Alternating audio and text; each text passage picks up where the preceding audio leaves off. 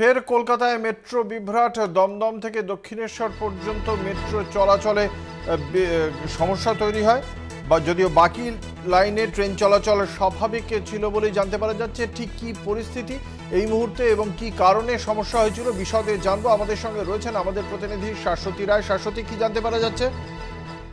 দেখো, তৃতীয় লাইনে কারেন্টের সাপ্লাইয়ের সমস্যার কারণে কিন্তু এই মেট্রো বিভ্রাট, এবং যার জেরে দক্ষিণেশ্বর থেকে দমদম পর্যন্ত মেট্রো পরিষেবা কার্যত বিঘ্নিত হয়ে আছে। তবে এই পরিষেবা বিঘ্নিত হওয়ার ফলে যাত্রীদের যথেষ্ট পরিমাণে অসুবিধার সম্মুখীন হতে হয়েছে, কারণ কলকাতার এই লাইফ লাইন ধরে রবিবার ছুটির দিনে দক্ষিণেশ্বরে প্রচুর পরিমাণে মানুষজন যাতায়াত করেন। সেক্ষেত্রে এই মুহূর্তে পরিষেবা দমদম থেকে কবি সুভাষ পর্যন্ত স্বাভাবিক রয়েছে আপ এবং ডাউন লাইনে।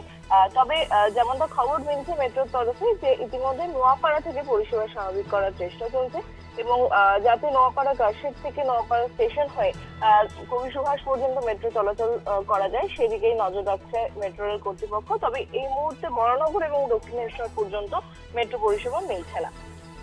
কতক্ষণের মধ্যে পরিষেবা স্বাভাবিক করতে পারবে সে বিষয়ে মেট্রো কর্তৃপক্ষের তরফ থেকে কোনো আশ্বাস দেওয়া হয়েছে?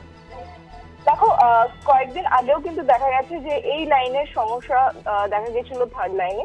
সেক্ষেত্রে বেশ কিছুটা সময় লেগেছিল, এবং তারপর আবারও একই সমস্যা। সেক্ষেত্রে কি কারণে বারবার এই থার্ড লাইনে পাওয়ারের সমস্যা হচ্ছে বা থার্ড লাইন চার্জ হতে সমস্যা হচ্ছে, সেই নিয়ে কিন্তু মেট্রো রেল কর্তৃপক্ষ যথেষ্ট মাত্রায় উদ্বিগ্ন, এবং সেক্ষেত্রে ইঞ্জিনিয়াররা ঘটনাস্থলে গেছেন এবং সম্পূর্ণ পাওয়ার ব্লকেজের মাধ্যমে পাওয়ার প্যানেল ঠিক করা হচ্ছে, এবং সমস্যা একদম মানে আজকে মনে করা হচ্ছে যে সমস্যাটা একেবারে মিটিয়ে তারপর পরিষেবা চালু করা হবে। তাই বেশ কিছুটা সময় আজকে লাগতে পারে বলে মনে করা হচ্ছে। ধন্যবাদ। আমাদের সঙ্গে ছিলেন আমাদের প্রতিনিধি শাশ্বতী রায়।